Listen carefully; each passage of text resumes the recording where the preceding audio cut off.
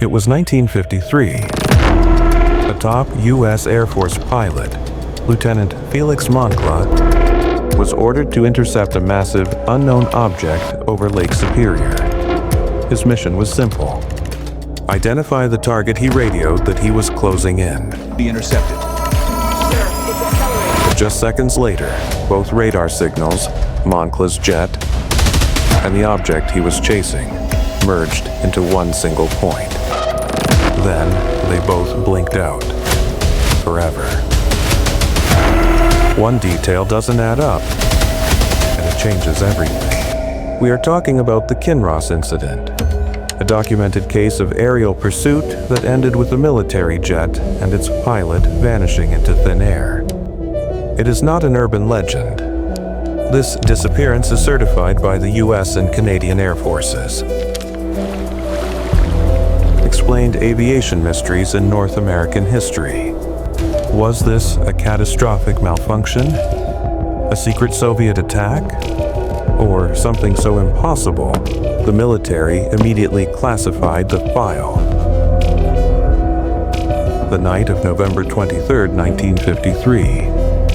It was a freezing night at the Sault Ste. Marie Air Force Base in Michigan.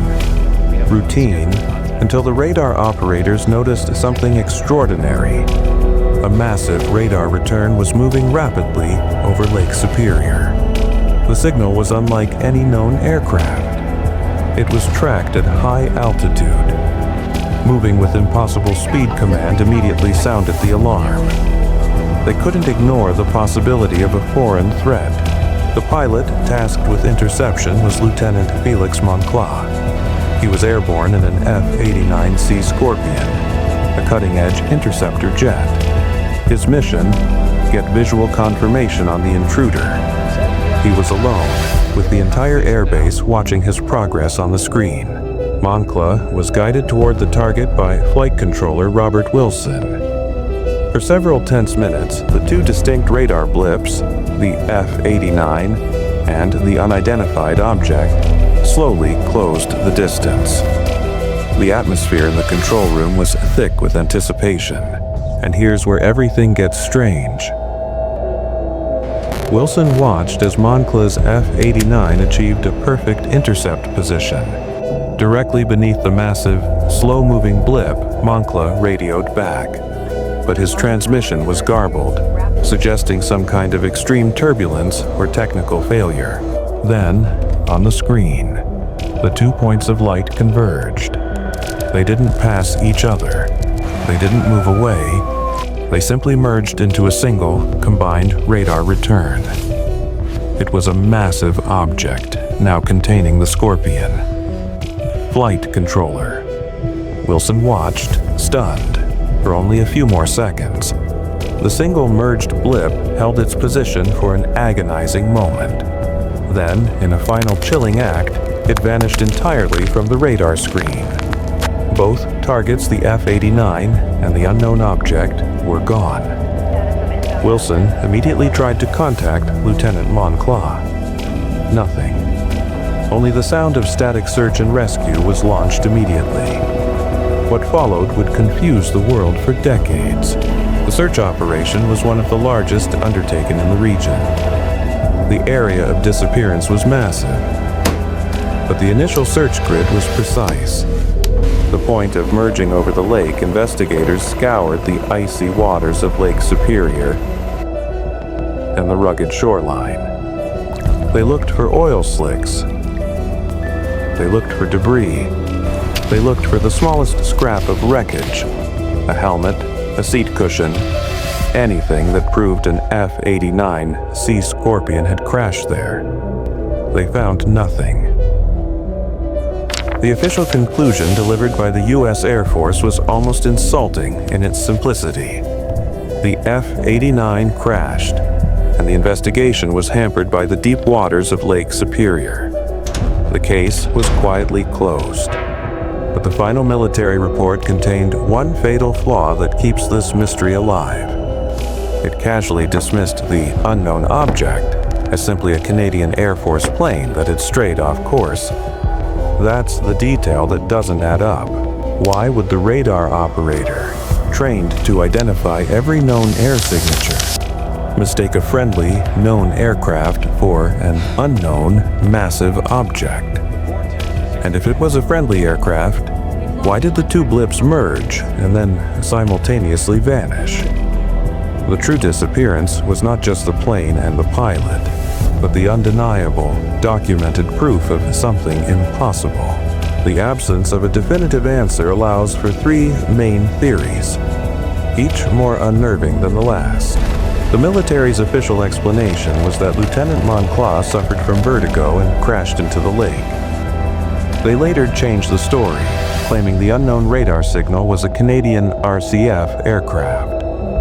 But here's what's suspicious. The RCF officially denied any involvement. Their aircraft were nowhere near that location that night. Investigators also never explained why the F-89 and the friendly target merged into a single signature, a phenomenon that suggests a sudden, total absorption of one object by the other. The military needed a neat explanation, but their own explanation was a provable lie. What if the unknown object was an experimental US or Soviet stealth aircraft, a secret prototype that malfunctioned? The F-89 could have been caught in its highly turbulent wake, or, in a catastrophic moment, the two aircraft collided. But here's what's suspicious. A collision, even at high altitude, produces a debris field. Shrapnel, oil, and parts of the jet engine would float or wash ashore over the subsequent weeks. The search area was heavily scrutinized. Nothing was ever found. The absence of wreckage is the physical anomaly that defeats the collision theory. A plane cannot vanish without leaving a trace. This theory is the one the world struggles to accept. The radar operator, Robert Wilson, insisted until his death that the object Moncla pursued was massive, unlike anything he had ever seen, and moving too slow for a known aircraft. The moment the signals merged, Moncla's F-89 was simply engulfed. But here's what's suspicious. The object, after consuming the fighter jet, did not slow down or break apart. It simply ceased to exist on the radar screen.